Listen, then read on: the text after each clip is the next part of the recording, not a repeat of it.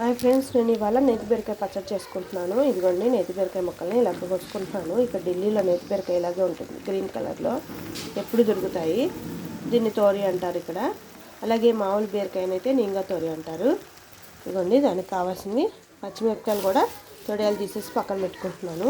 ఇదిగోండి ఇప్పుడు పొయ్యి మీద బాండి పెట్టుకుని నూనె వేసుకుని దీంట్లో వేసేసుకున్నాను. ఇది వేగుతూ ఉండగా మనం పచ్చిమిరపకాయలు కూడా వేసేసుకున్నాము. ఇప్పుడు ఢిల్లీలో నేతి బీరకాయ దొరకదు కాబట్టి ఇదే నేతి బీరకాయ అనుకుంటున్నాను. కార్తీక మాసంలో ఇవి చట్నీ చేసుకుని తింటాం ఫ్రెండ్స్. అలాగే ఇదిగోండి పచ్చిమిరపకాయలు కూడా వేస్తున్నాను. ఇది టేస్టీ సరిపడంతా పచ్చిమిరపకాయ వేసుకోవాలి. ఘాటు ఎక్కువ తింటే ఇంకా ఒక 4-5 బస్తా వేసుకోండి, లేకపోతే నార్మల్గా అయితే ఇలా వేసుకోండి. ఇది మగ్గిన తర్వాత మనం ఉప్పు పసుపు వేసుకుని ఇంకాసేపు మగ్గించుకున్నాము. అలాగే చింతపండు కూడా ఒక చిన్న 2 రెబ్బల చింతపండుని తీసుకోండి, ఎక్కువ అవసరం లేదు. ఇవన్నీ వేగుతుంది చూడండి.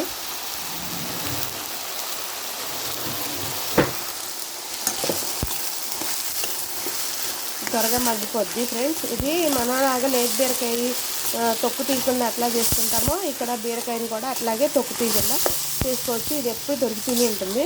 మన నేతి బీరకాయ ఓన్లీ కార్తీక మాసంలో దొరుకుతుంది కదా. ఈ నేతి బీరకాయ అయితే ఢిల్లీలో ఎప్పుడు దొరుకుతూనే ఉంటుంది ఫ్రెండ్స్. కొంచెం చక్కగా మగ్గిపోతుంది.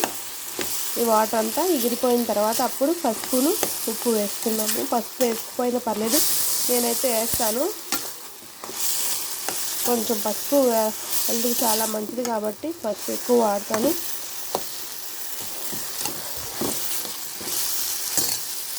చూడండి ఎంత చక్కగా మగ్గిపోతుందో. వాటర్ అంతా దిగిపోయి మగ్గనిచ్చుకోండి ఫ్రెండ్స్. చక్కగా వాటర్ అంతా దిగిపోయి మొత్తం వేగేదాకా చేసుకోవాలి. అందరూ అయితే పచ్చిమిరపకాయ ముందు వేపేసి పక్కకు తీస్తారు, కానీ నేనైతే పక్కకు తీయను ఫ్రెండ్స్. దీంతోనే ఉడికించేసుకుంటాను. అది కూడా పచ్చిమిరపకాయని ఎలా చేసినా బాగానే ఉంటుంది ఫ్రెండ్స్. మీకు తొందరగా అవ్వాలంటే ఇలా చేసుకోండి. ఇది చపాతీలోకి, అలాగే దోశ, అలాగే అన్నంలోకి అయినా చాలా బాగుంటుంది. నెయ్యి వేసుకుని తిన్నారనుకో ఇంకా చాలా రుచిగా ఉంటుంది. చూడండి ఎలా వచ్చేస్తుందో వాటర్ బయటికి. మనం ఆయిల్ కూడా ఎక్కువ వేసుకోవాల్సి లేదు ఫ్రెండ్స్ దీనికైతే, ఎందుకంటే నేతి బీరకాయ అంటే తెలుసు కదా మీకు, ఆయిలీగా ఉంటుంది కదా. చక్కగా ఇవన్నీ మగ్గిపోతుంది. 2 నిమిషాలు మగ్గించిన తర్వాత అప్పుడు కొంచెం పసుపును కొంచెం ఉప్పు వేసుకోండి. ఓన్లీ చపాతీ పెట్టకుండా కొంచెం అప్పుడప్పుడు స్పైసీగా పిల్లలకు కూడా పెడుతూ ఉండండి. స్పైసీగా పెడుతూనే ఆరోగ్యానికి చాలా మంచిది. పిల్లలకి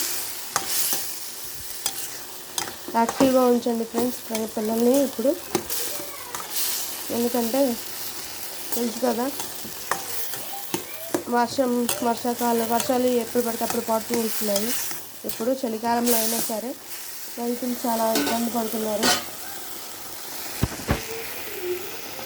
ఎప్పుడు చేతికి వచ్చిన తర్వాతే వర్షాలు పడుతుంది కదా, రైతులు చాలా కష్టపడుతున్నారు.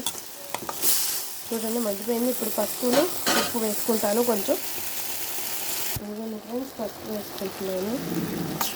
ఎక్కువ వేసుకోకపోయినా పర్లేదు, నేనైతే సరిపడే వేస్తున్నాను. ఎక్కువ వేయను కానీ.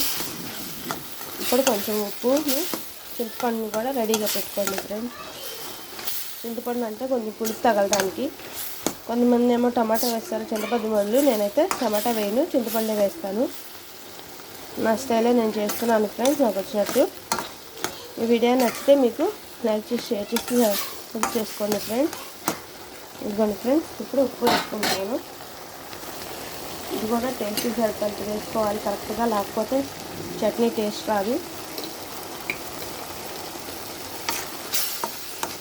వేసేసి 1 నిమిషం కలుపుకోండి. చింతపండు ఇప్పుడే వేసుకోవాలి, ఎందుకంటే అది ఉడకాలి కదా. మిక్సీ పట్టుకునేటప్పుడు కష్టంగా ఉంటుంది, ఉడకపోతే అడ్డొచ్చేసేసి. అందుకే చింతపండు కూడా వేసేసుకుంటాను నేను. చింతపండు కూడా వేసేసుకున్నాను. కలుపుకుని ఉడికించుకోవాలి. మొత్తం వాటర్ అంతా తగ్గిపోయిన తర్వాత మిక్సీ పట్టుకుందాం మనం. మిక్సీ పట్టుకుని తర్వాత తాలింపు వేసుకోవాలి. తాలింపుకి ఏమేమి రెడీ చేసుకుంటారంటే ఆయిల్, తాలింపు దినుసులు, అలాగే పచ్చిమిరపకాయ అవసరం ఒక ఎండుమిరపకాయ, అలాగే వెల్లుల్లిపాయల రబ్బలు ఒక 3-4 వేసుకోండి.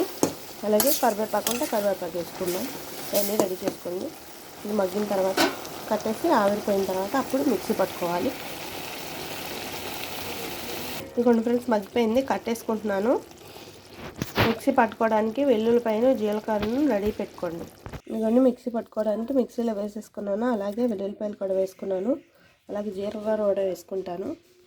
ఈ జీలకర్ర వల్ల కొంచెం టేస్ట్, ఇంకా కొంచెం టేస్ట్ పెరుగుతుంది. అరుగుదల కూడా తొందరగా అయిపోతుంది చట్నీ. ఇదిగోండి, చాలా టేస్ట్ వస్తుంది ఫ్రెండ్స్. వీటిని ఇప్పుడు మనం మిక్సీ పట్టేసుకుందాం. ఇవన్నీ మిక్సీ కూడా పట్టేసుకున్నాను. చక్కగా పేస్ట్ లాగా అయిపోయింది. ఇప్పుడు తాలింపు వేసుకుందాం మనం దీన్ని. చూడండి ఎంత చక్కగా అయిపోయిందో. ఇవన్నీ దీంట్లో కరివేపాకు, కొంచెం జీలకర్ర, కొంచెం తాలింపుకి కొంచెం పానీ పెట్టుకున్నాను. అలాగే దాంట్లో నూనె వేసుకుని కరివేపాకు వేసుకున్నాను. అలాగే జీలకర్ర వేసుకున్నాను. తాలింపు కూడా వేసుకుంటాను ఫ్రెండ్స్. ఇవన్నీ తాలింపు వేసుకుంటున్నాను. వేసుకున్నాను. అలాగే వెల్లుల్లిపాయలు ఈసారి మెత్తగా చితకొట్టి అప్పుడు వేసుకోవాలి. ఇవ్వండి ఫ్రెండ్స్, చితకొట్టుకుంటున్నాను. ఇలా నలుపుకొని వేసుకుంటే బాగుంటుంది ఫ్రెండ్స్. తాలింపులు కాసేపు వేగనిచ్చుకోవాలి. తాలింపు వేగిన తర్వాత అప్పుడు మాత్రమే వేసుకోవాలి మనం మిక్సీ పట్టుకున్న బ్యాటర్ని. వెళ్ళి చక్కగా వేగిన తర్వాత మాత్రమే వేసుకోండి ఫ్రెండ్స్. ముందు వేసుకుంటే తాలింపు అవ్వదు. తాలింపు వేసుకుంటున్నాను. తాలింపు కూడా వేగిపోయింది. ఇప్పుడు మనం ఇందాక పట్టుకున్నాం కదా మిక్సీ, ఆ మిక్సీ వేసుకున్నాము కదా, ఆ చట్నీని వేసేసుకున్నాము.